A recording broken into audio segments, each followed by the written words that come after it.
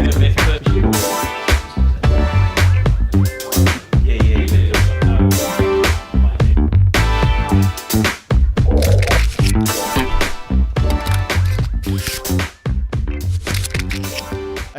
listeners, welcome to episode number 26 of The Mentors. And I must say, today, I feel like I'm in really small because I've got two big powerhouses here in the real estate world.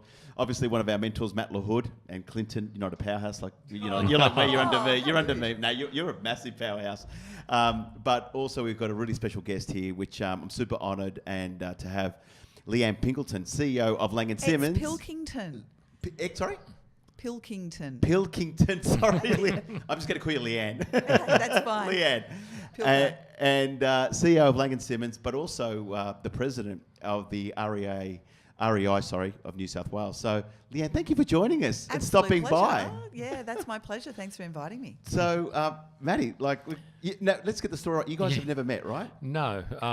Obviously, very aware of the work Leanne's doing since she's taken over. And the previous work that John had been doing as well, and Leanne's picked it up and ran with it. That was always one of those things is, John was brave enough to cut that path, and it's how Leanne's now cut it and sort of started to run with it, which is great. I think it's the best thing to come out of real estate.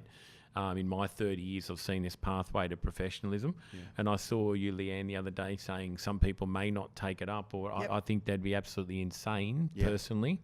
I hope that gets out there into the market. Not to. Why wouldn't we? Why wouldn't we want a better place for people coming in future generations? Why wouldn't we want consumers to be treating us like their doctor, their dentist, their mechanic, their whatever it may be? And that's the thing, isn't it? We all want to be, and most of us are considered to be professional advisors, trusted advisors now, and that's what we want moving forward. But we also want to have consumers able to really choose. They understand who they're picking as their agents and what those obligations of those individual agents, because not all agents are the same. That's right. And it can be hard to work out what the difference is between agents. It's very true, isn't it? And I'm more excited to hear about your journey because it's inspirational. CEO of L&S, which is a brand that's been around for longer than all of us in this room. Yeah. Also, too, then to make it to where you've made it in, the industry to the top, to the REI, and I think speaks volumes for future people coming through. Sure. So is this can you give us a challenges, how to, thoughts, beliefs? We talked about it offline before. Yeah, we did. So I guess I was a real estate agent. My dad had 3 offices in the Hills District. Oh, okay. I was his Saturday girl. So I started answering the phone as a 12-year-old and got into the business, was selling real estate in the 80s, in fact, when there were hardly any women. Oh, my God. Myself and my mum. You would have been unique. Yeah, we really were, because I was very young. And I burnt myself out, to be frank. I was studying, I became a valuer, so I studied 3 nights a week. I was working 7 days a week. I burnt myself out by the age of about 27, and so I got out of the industry and did a whole lot of other things, and came back as a shopping centre manager, and then was approached by a friend of mine who was the GM of Leanne Simmons at the time. Eventually, he got fired and I got his job, to cut a long story short. But I was working really closely with the new owners. The business had been sold a couple of times. The new owners, you would probably know Tony Anderson and Rob Farrell. So I was working really closely with Tony Anderson, who is an inspirational leader and a fantastic real estate agent. Yep.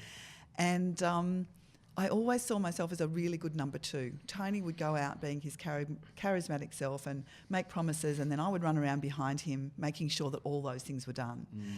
I never saw myself as a leader. And then Tony actually promoted me. He walked past my office one day and said, "Oh, by the way, kiddo, I'm off on holidays, and I'm really tired of doing this franchising stuff. I think you're much better at it than I am, so I'm going back to sell commercial real estate, and I want you to be GM at Leanne Simmons." Yeah. And I'm like, wow, did that really just happen? Yeah. So I was worried my franchisees wouldn't see me as a leader. So I rang each one of them and told them what had happened. They were all thrilled for me. How good that?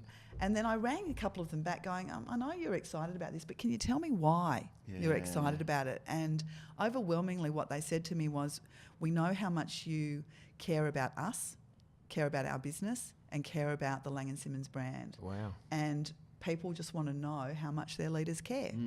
So that was Simple, a really, isn't it? it was a really important. That's a real eye opener. That is. Yeah. Something you said then, Leanne, which struck me, is your dad must have been a visionary to put yourself and your mum in a space where, like, is that? You know what, Dad actually had that conversation with him. Yeah, Dad's incredibly proud of what we've all achieved. My sister owns a Lang & Simmons office out at Quakers Hill, and my brother is a business partner and works in that business.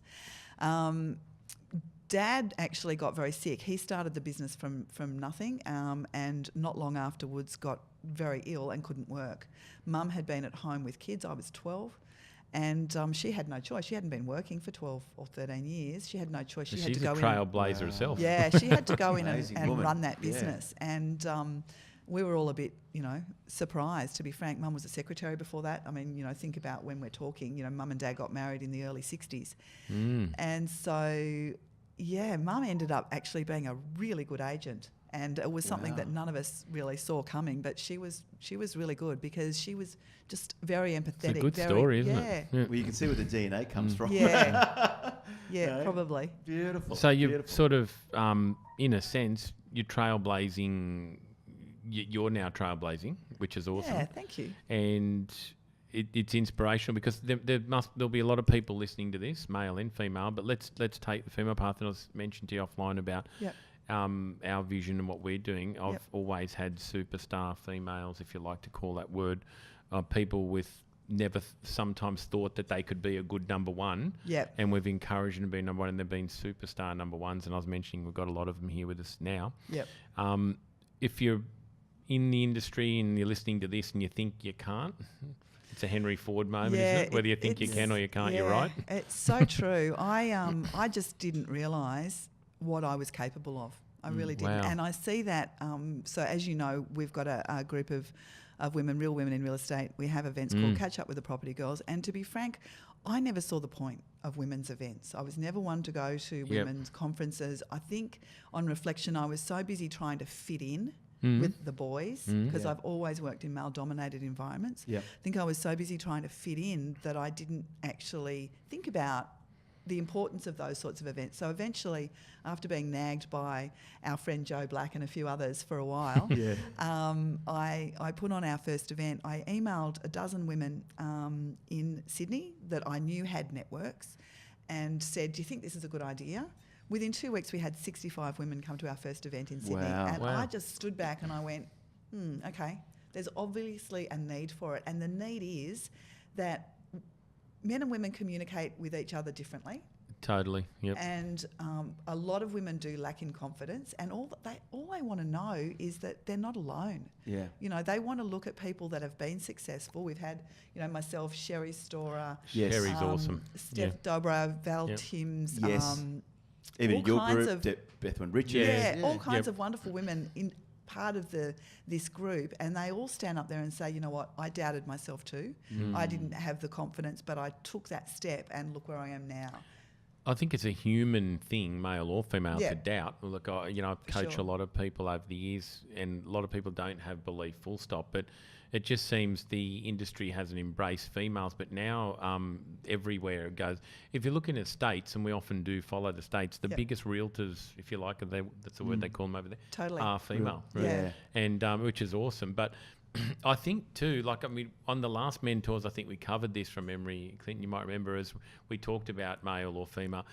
My personal view is I've never looked at whether you're male or female. I've looked at who's the best person for the job. Yeah, totally. Mightn't have been focused on it. I don't know why, but and it's interesting. We were just saying offline that as far as residential real estate goes, that there is no barrier to entry. It doesn't matter if you're a man or a woman. It doesn't matter where you grew up, where you went to school, what language you speak. It doesn't matter. We've all got the same opportunity. But in a corporate environment, part of the problem is that we all have a subconscious bias, whether we realise it or not, and we all like people that are like us. Yes. And so if we've got two candidates that are pretty similar in qualification, we'll pick the one that we're most comfortable with. If it's a man making that decision, often he will choose the man, not consciously but subconsciously. Does that make sense? It does. It makes sense. I sort of understand that. But It's great with people like Sherry making, because I have had a lot to do with Sherry. Yep. We used to work together. And when she decided to do that, I think if you speak to her, had doubt, will it work? Well, Yep. she's been overwhelmed. Obviously, you supported that conference. I ran into you there. Yep. And you look at other people, like just generally the boards. We were talking about this the other day, or just before, sorry, but the other day I was saying I did some research just around the management and some boards in this industry. Yep. I think if we're serious, Clouds, you and I both sold real estate. Yes. And Leanne, you'd know. And out of over the 2,500 properties I've sold, I learnt early, because I had a mum who was a bit of a trailblazer myself, and Clouds remembers my mum. She was a businesswoman as well back then when it wasn't sort of, and I think I just grew up with that. Yeah, so I had the free kick, I guess, on that. Exactly. Yeah. However, but I had a strong dad too who was a businessman. But it's actually very interesting that you make that point, because I've looked at some research, and it will show you that men that have grown up with a mother who works and who is in business and who has a wife that is working has a very different view on employing women into senior leadership. That sort of ticks me, really. Yeah. That does. Wife used to work. She won't deal with my schedule anymore, so she says it's got to be one or the other. But she works hard doing what she does. Yeah. But the thing is, I think what that showed me, I guess, is that it's who's best person for the job gets the job. But absolutely. if where I was going with that is, we all know when you go as an agent to speak to a couple, and let's be realistic, most of us are working in markets where there's a mum or a dad, right? Correct, yes. Or a couple. Yes. Who makes the decision when it comes to choosing the agent normally? Yeah. And who? Clouds? The woman. Yeah, it's Right? typically The Leanne? woman. Yeah. The lady always makes the decision. And it happens with me. I mean, Happens with me. You're exactly so. Yeah. And I find, because I just say yes, dear. I just follow. my view on it is Happy wife, happy life, right? you want Totally. someone who's going to be comfortable, and Yep. often women can see through sometimes guys get mesmerised by the But also fluff. women Does have that a make lot sense? more, I don't know, they've got like more empathy. Yeah. They are You know, more they can empathetic really and understand people like. they're more into the relationship Ship. as well, whereas Yeah. men tend to have more ego. Yes. And women just want to get the job done, and they want a happy experience for everybody. Absolutely. Yeah, my goal was always, when I was listing properties and selling, was to I focused 90% on the partner, the female partner. And I found that the male partner was, if the wife was happy or the partner was happy with you, the deal that was just done, sort of thing. And I just think being empathetic to that, not as a strategy, just understanding that the decision maker, Yes. like I think it's, I don't know if you read that Men from Mars, Women Oh from yeah, have you read absolutely. that? Yeah, I have. If you actually read that, Yeah. the women actually understand the family unit. It's just it's in our, we can't help Completely it. different. Yeah. It's just built in. Yeah, The yeah, book yeah, says yeah, it. yeah, Right? yeah, yeah. They're They hold gonna- everything together. Well, yeah, but they understand when you walk into a house. Like a guy will walk into a house often. You probably Yep. and won't even look at whether the access from the back to the backyard is level or not. Yes. I do know this because it's something where people go, oh, little Johnny can't. I don't want 15 steps to the backyard. Correct. And correct. I was looking at the garage. I wasn't looking. It's those Those little type of things. things that make the decision. So when you're going to sell a property, you need to know there's a challenge. We're going to find out how we're going to deal with that for the client, because this is what families are going to need. Correct. It's just about knowing, isn't it? Absolutely. But to go back to your point about boards as well, there's only 3 women on the REI New South Wales board, Right. and one of the things that I want to try and achieve during my presidency is that we have more women Fantastic. represented. Yeah. And so to that end, we actually had a Women on Boards breakfast a couple of months ago, which sold out. Oh, wow. And because when I was reflecting on my own board journey, it didn't occur to me that I had value to add in that space. And so I was actually invited onto the board by Tim McKibben, the CEO. Oh, okay. And I thought, you know what, if I felt that way, if it didn't occur to me that I could add value, maybe it doesn't occur to other women either. So that's why we actually asked the Right. question and we Okay. put it out there. So we have now had a number of women actually nominate for the next round of board elections, which are happening very soon. Fantastic. Very which exciting. is exciting. Yeah, Yeah. That's super And exciting. The other thing too, I mean, that was something we just wanted to. Journey's been awesome. Claudia and I were talking offline before about the market in general. Yep. Everybody's talking about the The market. market, Yeah. yeah. As the leader of the New South Wales industry. How do you feel? What have you got any sort of hot tips around what agents should be doing, being an agent in this market? Sure. I think there's a lot of people scrambling at the moment from what we're hearing. A lot of fear. Well, there's a lot of people that haven't worked in a market like this either. Yes. It's been really hot, obviously, for a long time. If you have a look at the numbers of agents in the New South Wales market, between 2014 and 2016, that number jumped by 20%. Wow, that's a big massive, because you remember what the market Yeah, was like absolutely. then, right? It was great. Everyone was fire. making money. Has it changed since then? The 2017 we lost about 1,000. I haven't seen the 2018 numbers, but I'm pretty confident that what would that have been dramatic. as a percentage? That 1,000? Was that about 10? it was 20 got in, did 10 get out? Or? Yeah, not quite. Not quite. Not Okay. quite. But I think that it will definitely be. This year has been obviously tougher interesting. than last year, so I'm looking forward to seeing those numbers. But I mean, Claudio, we did a training session. My team did a training session with you last week, and talking about the property clock and the fact that you know this is what's happened previously, and so we've armed all of our people with the data so that they know in what year did it start to tighten up before, and what was the impact percentage-wise on price.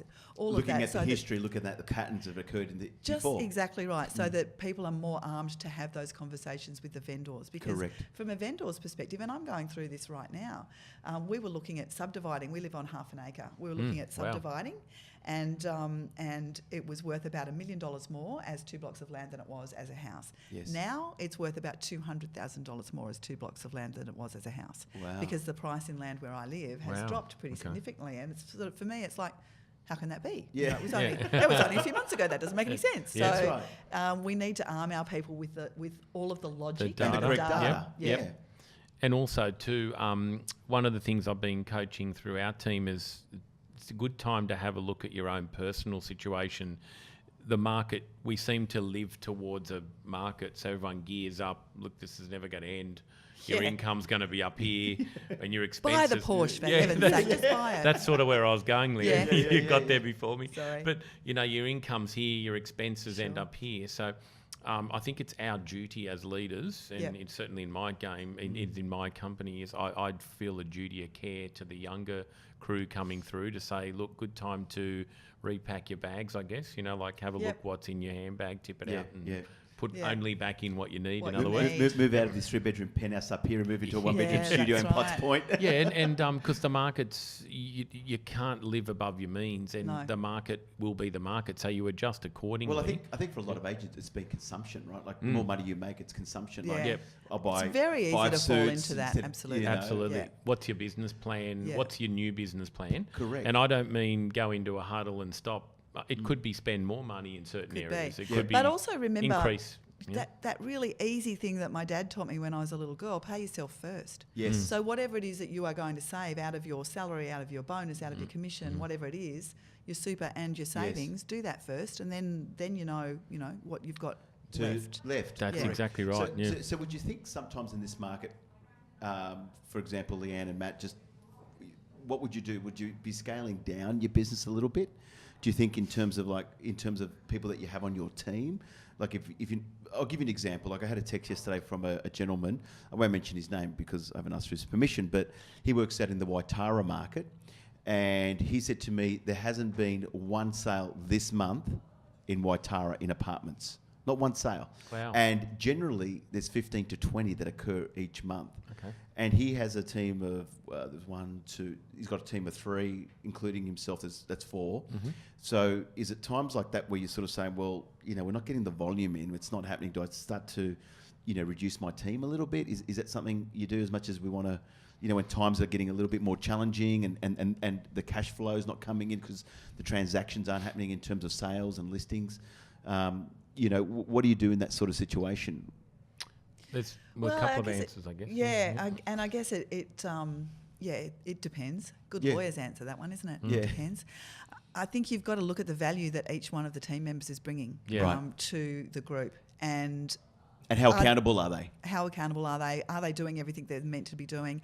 If there aren't any transactions happening, what else can they be doing? Yes. If they're not doing the transaction, so you've kind of got to look at it holistically, I think. Yeah. Yeah, I don't think you can look at it at a month too. Yeah, You've got to No. look at Yeah, it totally. annually, because there will be certain amount of transactions. It's just how many they're going to do. Yes, Right? correct. Yeah. So market share's the Yeah, isn't it, absolutely. Leanne? It's all about market share. Yeah. So if you've got 4 people, are they going to penetrate that? If there's 300 sales in the next 12 months in Waitara, how many is that team Yeah. going to get of them? I think that's the goal. And generally, they should set. this gentleman would probably have somewhere around 40 to 50% market share. Okay. Wow, Well, massive. So is yeah, he losing market share or is? no, he's not losing mate. It's just there's There's no just sales. There's no nothing sales. happening. There's But no, we all know there will be sales. oh, That of they'll- course, because yeah. just And like you in said, that 1 month doesn't doesn't set them year. Yeah, And I correct. guess it's also understanding why the sales aren't being made. Obviously, the market we're in right now, the banks are very hard to get on with. So it's hard to get your loan approvals. So what are you doing about that? What relationships do you have? What conversations are you having with the lenders, with the brokers? Great point. Conversations you're having with the buyers up front. How close are you working Yeah. with brokers? Is another Correct. thing in Yeah, banks. yeah. And, for sure. and I think in this market, for a lot of agents, they've actually become more problem solvers. Yeah. Like, the other day I was talking to a client. He said, they was short by 10,000. They couldn't get buy the property because they were $10,000 short. Yep. But he actually said, but you know what I said, Claire? I thought, what about if you put your mum and dad on title? And they went, oh, I didn't think of that. Went back to the mortgage broker. Mortgage broker said, great.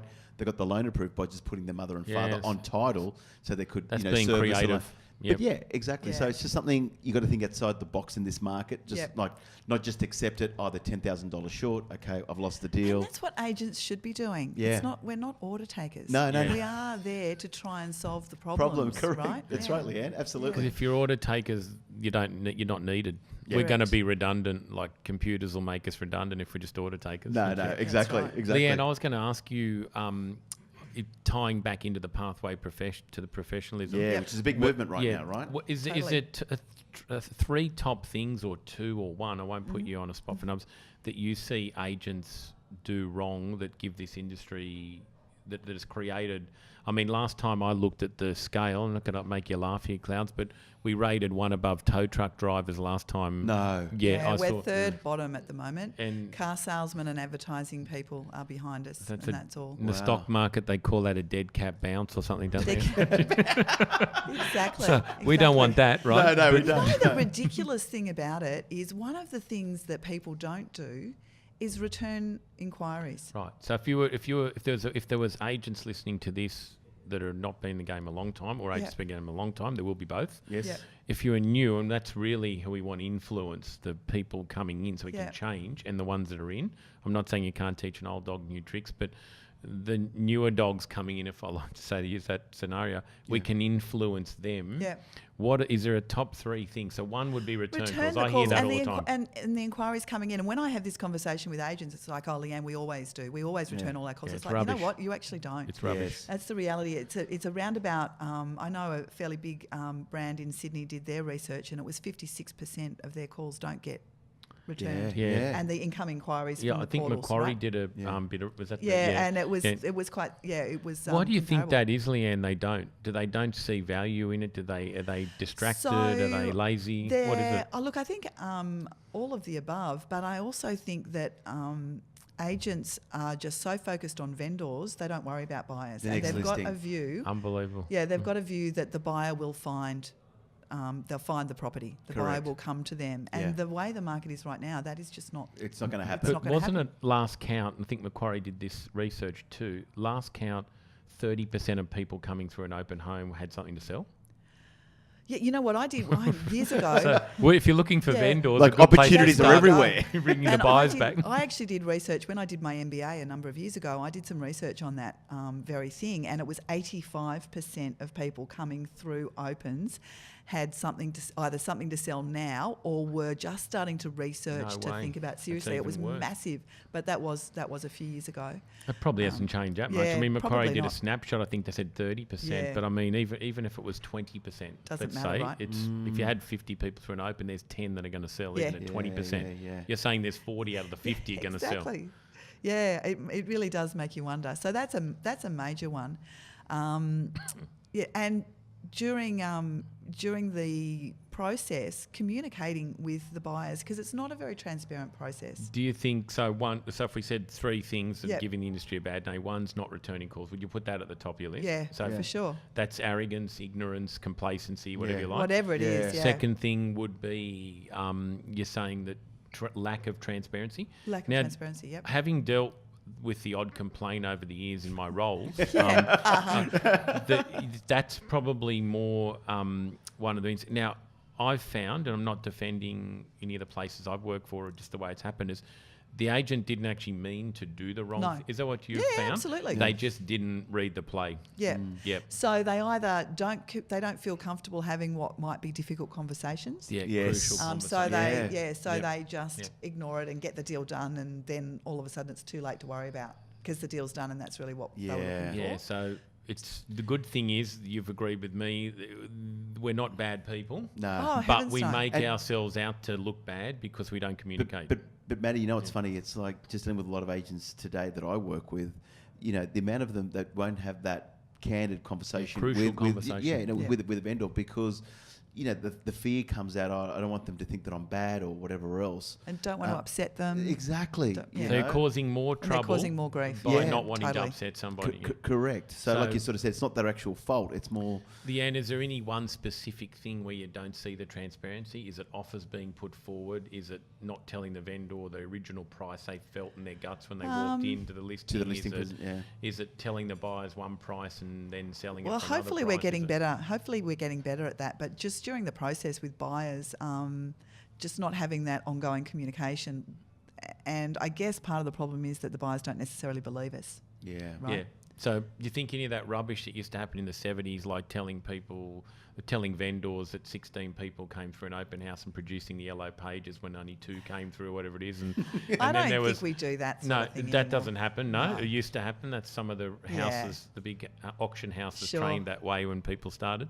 Hopefully that doesn't happen anymore. Anymore. However, Those are the then days. the other one is telling buyers you got 5 people interested when you got nobody and all that rubbish. I mean, Yeah. we wouldn't want to see any of that stuff come back in the market. Totally not. So- Nobody would believe you in this market anyway, right? That's If you right. said you Well, had 5 buyers. You know, Exactly. The funny thing is, it's I've rented a few shops over the years through building the companies I work with, and every time I started to get interested, there was another tenant. Yeah, it's like So a miracle. all of a sudden, thing been empty for a year, but the minute I put an offer in, there was someone else breathing down But my neck. can I tell you, the other thing that is overwhelmingly a problem, I think, is just the lack of education and training. So at the moment, and people who've heard me speak before have heard me say this many times, but at the moment, you have to get more training to become a barista than you do to be a real estate Yeah, it's agent. pathetic. Wow. We had the education reforms and training passed through Parliament earlier this year. Yes. Fair Trading have delayed implementing them. Okay, I saw you mention So, that. yeah, it was meant to be July, then it was October, now it's sometime after the election.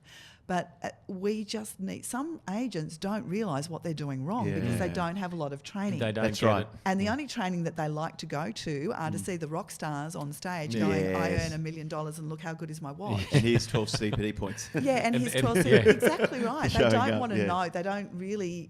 It's very hard to get them to participate in compliance training, in Yeah. legislative changes, in all of that It's sort of stuff. it's not like when I went and got my license, which was Randwick TAFE.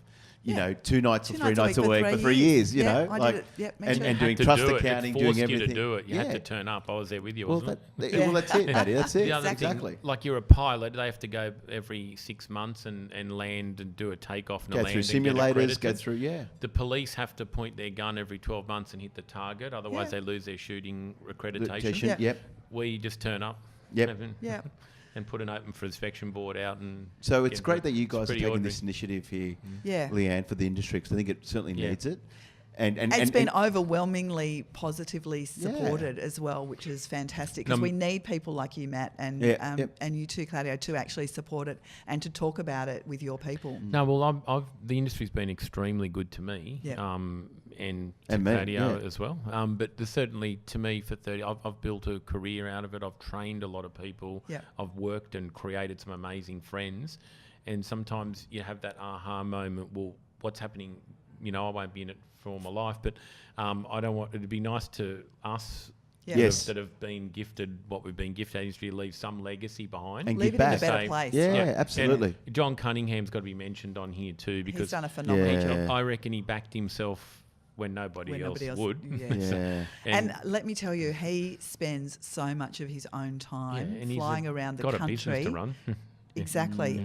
It's been incredible, and I feel really blessed to have taken over the presidency from him, and the fact that he's still there running the P2P good, program, isn't it? because Yeah. there's no way I Yeah. could do that as well as the other You responsibilities. guys have formed a formidable duo. Yeah. But on saying that, probably the REI would get the odd complaint, I'd imagine, too, about Certainly. agents. And you think so? It's lack of Certainly, transparency. lack of transparency. It's don't return my calls. Yeah. Two. Yeah. What about vendors? What do they find if they make a complaint? You know, what do you get? mostly the vendors very don't few get of the complaints are from Okay, vendors. so that's to be good to frank. see, and Yeah, hopefully it with is. the market slowing a bit, we don't Yeah. see that rise, but Yeah, it's for liable, sure. where people are promising prices and not getting them. And all that's the that. problem, isn't it? You've got to be able to justify the price that you're actually telling the vendor. that's and right. I think most agents are struggling to keep up with the market Yeah, right now. and it's swinging, and you just Yep. got to be honest and show what's on the market right now, rather than Exactly. 3 months, 6 months ago. You Yep. put your valuer's hat on when you do Yep, that, no for doubt. sure, But, exactly. the thing is, I've found too with it's interesting. The OFT were really vehement on the underquoting and Yep. things going over reserve, and a lot Sure. of us knew that we couldn't stop buyers bidding. But Yeah. I wonder if we'll see them come out now when the owners don't get the prices and about overpricing. Because I remember that happened. Yeah, you right, know. good point. I don't know. I wonder if we'll We'll see a see. surge in vendors complaining they told me they were going to get this and they couldn't get it. Yeah, because the market's been Because that falling. hasn't been a problem in the last 3 years. No, it has not No. been a problem. But there's also so much media attention on what's happening in the real estate market at the moment. Some of it pretty disturbing and Yeah. pretty inaccurate too. Some of the stories coming out. Well, have the been- 60 Minutes one the was a 60 perfect. Minutes one was just bricks to ridiculous. slaughter. Like It was They've just, had a lot of opposition to it, but they have, and yeah. rightly so. Leanne, what's do you have any advice for members or for people listening to this around them sort of what if you're feeling? The other thing is, I know like there's Jet Xavier around and people like that, which Sure. is great, like are producing things. Like there might be some people out there thinking, oh, my business is not going as well. Sure. I'm in a bit of a flat spot. Is there something the industry, the REI in New South Wales has where people can reach out, like in that sort of thing? Or is that something we should be looking at developing potentially. Certainly later at, on? Yeah, certainly at Lang & Simmons we have an employee assistance program. So we have a Awesome. counselling program available good. for all of our Lang & Simmons great. people. that's great. And didn't even hear that. I'm surprised how many people actually reach out and use it. Well, so that's a good aha moment, isn't it? It'd be good. Yeah. It really Do you is. think the REI Institute. Institute might do something like that? Or Yeah, is you think there's a potentially. need for it I eventually? I think there is a need for it. My charity of choice this year is Are You OK? Great, Yeah. love it. Love it. Because we have lost a lot of real estate professionals. It's sort of where I was going because Yeah. Jet Xavier was one of the Yeah. guests here, and he opened my eyes to, sometimes you get in your own bubble, which we're all guilty of. I'm Yeah, massively absolutely. guilty of. I mean, I'm in Yeah. my circle of who I can help, but I'm just in Yeah. that.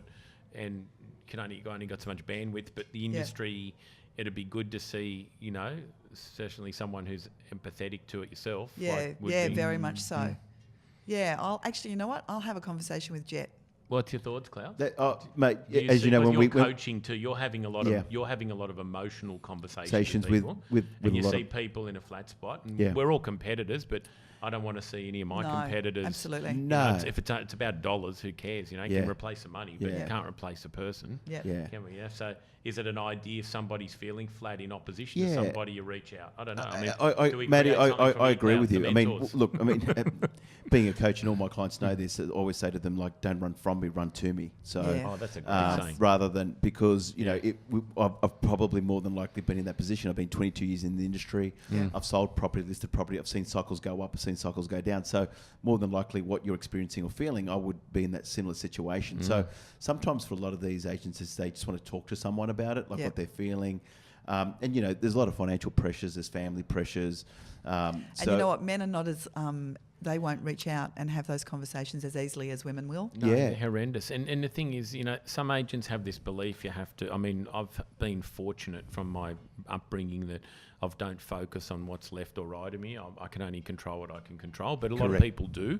A lot of people feel they've got to keep up with the Joneses. If, Claudio Encino Real Estate's, putting up a big sign up, I've got to go and do the same sign. Yeah. Not everyone's in the same financial position. Yeah. So Sure. I think it's about swimming in your own lane. That's how I play the game. That's right. I'm swimming in my lane. I can't. If Leanne's going past me great. That's up to her. I can't, I'm not going to begrudge her, but I'm not going to try and compete either if I don't have and then make myself miserable. I'll just keep swimming in my own lane. Correct. And control. So I don't know. And I think that's what I love what Jeff brings in, that wellness, to the industry, because it is around like what we're feeling, what we're experiencing, and how to deal with it, and etc. So things like that, I think it's very relevant, especially in a market that's changing, challenging, and like you said earlier today, Leanne, where some agents have just sort of come out into the industry just starting out and never seen a market like this. No, that's right. And they don't know how to adapt into a market. The reason I asked Leanne that question, you guys might have thought it was strategic around what she said when her franchisees said to her, I'm taking over your role, and they say, what did you like about me taking over your role? You actually care. Yes, right? Exactly. So I think that is an industry as a whole. Yeah. They don't know where to go. I mean, I'm sure your likes of your Whites and Hookers and so forth, the super companies like that have got something in place too. We were the first ones to actually have an EAP, so I think there's quite a few now. I don't know about the big ones, but certainly a few now do. So culturally it's awesome. a good thing, but it'd be really good where you not part of a group, like you say, like an independent. I don't have a franchisee like an LNS to go to. Or working independent. A franchisor, I should say. or an independent. Where can they go? Just reach out to me and I'll put them in the right direction. Leanne, Absolutely. okay, Clouds. She could be the next mobile mentor. number on the mentors. No problem. Absolutely. As if she's not busy enough. Yeah, exactly. Well, talk about busy. I know you're super busy, Leanne, and we want to thank you from the mentors here, including Clinton. Clinton, say hi. Clinton's been very quiet today. So the master-ofness of all of this will appear, and it's usually the person that says nothing that does the most. The quiet achiever right here. The quiet quiet achiever. He's going to walk off into the abyss, and he's going to go and make it all look good. So, Leanne, we're super honoured that you've dropped by here through the Mentors podcast on this episode. Just before we wrap up, I know that you're super passionate about the Property Girls, and when's the next event happening? Just for listeners out there who may be ladies, I'm talking about. Ladies, absolutely. We do have a couple of token blokes from time to time, but no, it's Matt, mine, I know I might be a couple of fly on the walls we next might time. take a table, Clouds. Yeah, that's right. You're always welcome. We have got an event coming up in Melbourne on October 30. Perfect. And one in Sydney on November 12. Excellent. And where can they go and get Perth, tickets? November 29. Oh, really? November 29. Okay. Perth. There you go. And I'm the guest speaker in Perth. Oh, wow. So, there you have it. Maddie, get your girls I'll over give you there. some tips on what flight to get on. I've been going over there for the last 12 months. Okay. Get on the lie flat one. So, Leanne, where can they go? They can get tickets via the Facebook page, Rewire, WIRE.